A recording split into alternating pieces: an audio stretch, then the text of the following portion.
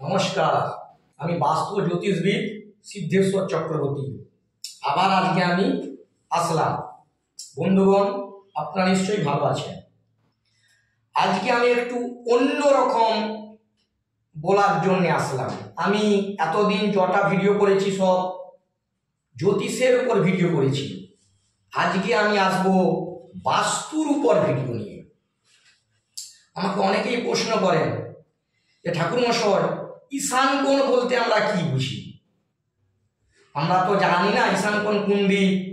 আমি সেই জন্যে এটা পরিষ্কার করবার জন্যে আজকে আমি ভিডিওতে আসলাম। ঈশান কোণ বলতে আমরা যেটা বুঝি সাধারণত উত্তর পূর্ব কোণ, এই কোণটাকেই বলা হয় ঈশান কোণ। এবং আমাদের যে 8টি বন্ধ আছে সেই বন্ধ হিসেবে এই ঈশান কোণকেই বলা হয় কাক বন্ধ। আপনারা অনেকেই এই ঈশান কোণ বা কাক বন্ধে পায়খানা, বাথরুম, রান্নাঘর বা অন্য কোনোভাবে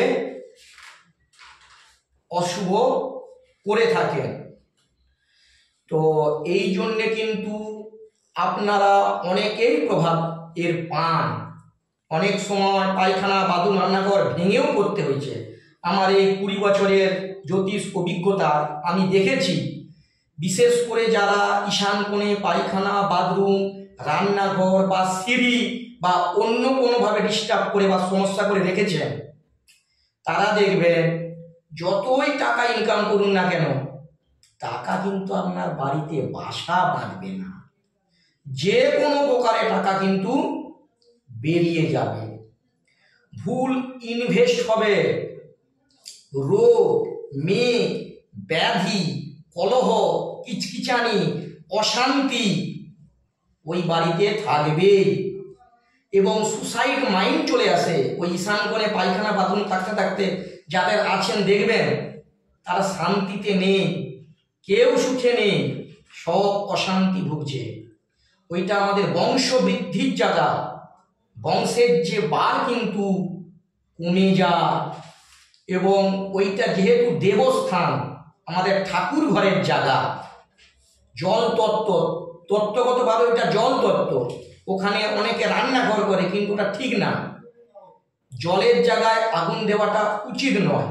এবং দেবতাগত হিসেবে ঈশান বা শিবের জায়গা, এবং গ্রহগতভাবে ওর অধিপতি কিন্তু বৃহস্পতি। সেই হিসেবে সবথেকে ভালো ওখানে যদি আমরা ঠাকুর ঘর করতে পারি, তাহলে আমরা সবথেকে শুভ ফল পাবো। আমাদের বাস্তুর যে অনেক নেগেটিভ অশুভ ফলকে কিন্তু সে কাটিয়ে দিতে সক্ষম হবে তখন।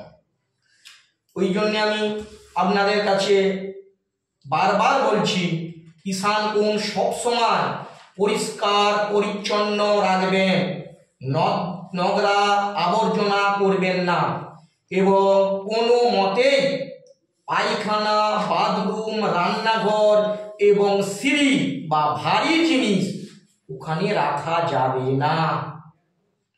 ওখানে হালকা জিনিস রাখতে পারেন, ঠাকুর ঘর করতে পারেন, এবং টুকটাক ব্যবহার করা যাবে, এইরকম কিছু করতে পারেন। ভারী জিনিসও ওখানে রাখা যাবে না। ওইটা আবার আমাদের ক্যান্সারের জায়গা।